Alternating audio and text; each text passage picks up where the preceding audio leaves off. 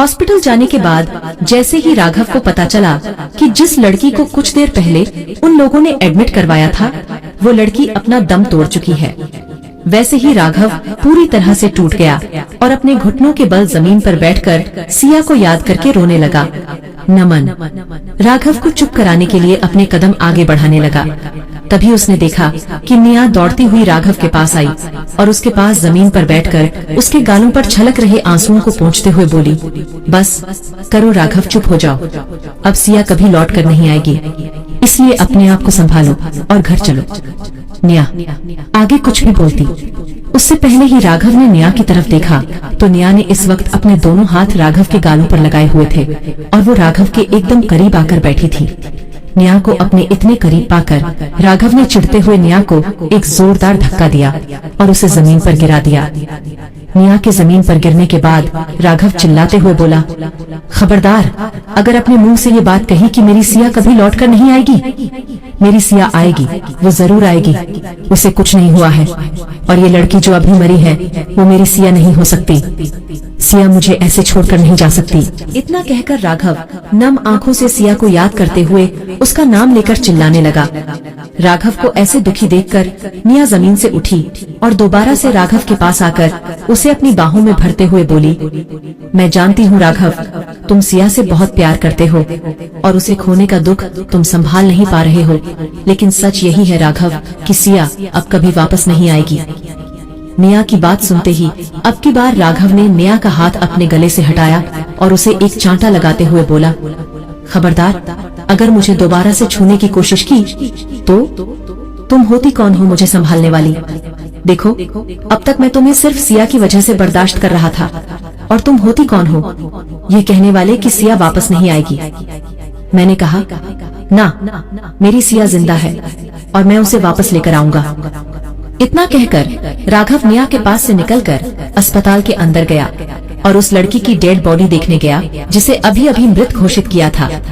वहां जाकर राघव ने जैसे ही उस लड़की का चेहरा देखा तो उसके चेहरे पर खुशी के भाव थे और वो खुश होते हुए बोला, देखा, मैंने कहा था ना मेरी सिया जिंदा है। ये लड़की मेरी सिया नहीं है, मेरी सिया जिंदा है। राघव को ऐसे मुस्कुराते देख नमन खुश होते हुए बोला, हाँ सर, ये लड़की तो सिया मैम नहीं है, ये तो कोई और है। लेकिन सिया मैम गई तो कहाँ गई? वहाँ वो कार तो उनकी थी, तो फिर ये लड़की कहाँ से आई और सिया मैम कहाँ है? नमन की बात सुनकर राघव ने नमन से कहा, तुम चिंता मत करो नमन, वो जहाँ भी होगी मैं उसे ढूंढ निकलेगा। अब जब मुझे पता चल गया कि मेरी सिया जिंदा है तो मैं उसे दुनिया के किसी भी कोने से ढूंढ निकालूंगा। तुम बस पता करो कि सिया को आखिरी बार किसने और कहाँ देखा था। मुंबई हाईवे के सारे सीसीटीवी छान मारो और ये पता लगाओ कि सिया उस कार में थी या नहीं, क्योंकि इस मरी हुई लड़की का उसी जगह मिलना जहां सिया का एक्सीडेंट हुआ था, ये कोई इत्तेफाक तो नहीं हो सकता। मुझे लगता है इन सब के पीछे किसी की चाल है। राघव की बात सुनकर निया डर गई, क्योंकि कुछ समय पहले उसने भी सिया को मारने की सुपारी दी थी और अगर राघव इस बात का पता करने गया और राघव को पता चल गया कि निया ने सिया को मारने की सुपारी दी थी तो वो निया को धक्के मारकर अपने घर से बाहर निकाल देगा। यही सब सोचते हुए निया ने घबराते हुए अपने फोन से उस आदमी का नंबर डिलीट कर दिया और राहत की सांस ली। तभी राघव हॉस्पिटल के उस मुर्दा घर से बाहर आया और बाहर आते ही उसकी नजरें निया पर गई, जो उस कमरे के बाहर खड़ी होकर राघव को ही देख रही थी। तभी राघव निया के पास आकर उससे माफी मांगते हुए बोला, मैंने तुम्हें इतनी तेज धक्का दिया, उसके लिए सॉरी। कहीं तुम्हें या तुम्हारे बच्चे को कोई नुकसान तो नहीं हुआ ना? तुम ठीक हो? राघव की बात सुनकर निया ने अपनी गर्दन हाँ में हिलाते हुए कहा, हाँ राघव, मैं एकदम ठीक हूँ। मैं तो बस तुम्हें सांत्वना देने के लिए तुम्हारे पास आई थी, लेकिन अब जब मुझे पता चल गया कि वो लड़की सिया नहीं कोई और थी तो मैं यही कहूँगी कि तुम चिंता मत करो, सिया बहुत जल्दी मिल जाएगी। निया की बात सुनकर राघव ने मुस्कुराते हुए कहा, मुझे पता है निया, सिया मुझे बहुत जल्दी मिल जाएगी, लेकिन उसके लिए मुझे सबकी मदद चाहिए और तुम्हारी मदद भी चाहिए, क्योंकि हो सकता है कि सिया का किडनैप हुआ हो और उसके पीछे शायद तुम्हारे बॉयफ्रेंड का हाथ हो। तो क्या तुम पता कर सकती हो कि वो इस वक्त कहाँ हो सकती है?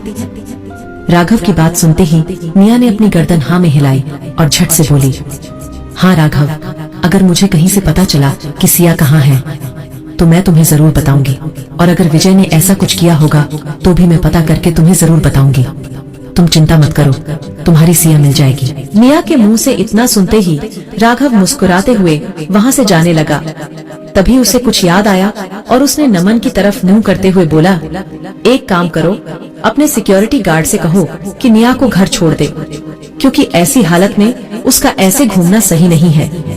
वैसे भी अगर सिया को पता चला कि उसके जाने के बाद मैंने उसकी दोस्त का ख्याल नहीं रखा तो वो मुझसे नाराज हो जाएगी। इतना कहकर राघव वहाँ से चला गया। राघव के वहाँ से जाते ही निया ने अपना पैर जमीन पर पटकते हुए गुस्से में बड़बड़ाकर अपने आप से कहा, मैं सिया को ढूंढूंगी? नहीं, कभी नहीं। मैं तो भगवान से दुआ करूंगी कि जिसने भी उसे किडनैप किया वो उसे वहीं रख ले, उसे कभी वापस तुम्हारे पास ना भेजे। राघव सिया को ढूंढने के लिए अस्पताल से निकलकर सीधा खंडाला कि उन्हीं पहाड़ियों के पास आ गया था जहां कुछ समय पहले सिया का एक्सीडेंट हुआ था। राघव वहां के लोगों से पूछताछ करने लगा कि यहाँ कुछ घंटे पहले जिस कार का एक्सीडेंट हुआ था उसमें कितने लोग थे और वो लोग कहाँ गए। पूछताछ करते हुए राघव का ध्यान वहीं सड़क के किनारे पर एक छोटे से स्टॉल पर गया, जिसका मालिक सड़क पर आने जाने वाली हर गाड़ी पर नजर बनाए रखता था। तभी राघव ने उस स्टॉल के मालिक को सिया की तस्वीर दिखाते हुए पूछा, क्या तुमने इस लड़की को कहीं देखा है? कुछ घंटे पहले यहाँ एक सफेद रंग की एसयूवी गाड़ी का एक्सीडेंट हुआ था, उसी में ये लड़की थी। राघव की बात सुनते ही उस आदमी ने कहा, अरे नहीं साहब, जिस गाड़ी का एक्सीडेंट हुआ वो सफेद रंग की जरूर थी, लेकिन एसयूवी नहीं बल्कि कोई और ही गाड़ी थी, और उस गाड़ी में एक लड़की थी जिसे कुछ लोगों ने तुरंत अस्पताल में एडमिट करवाया था। उस आदमी की बात सुनकर राघव ने झट से कहा, लेकिन ऐसा कैसे हो सकता है? अगर वो गाड़ी एसयूवी नहीं थी तो मेरी गाड़ी की नंबर प्लेट यहाँ कैसे आई जहाँ वो एक्सीडेंट हुआ था?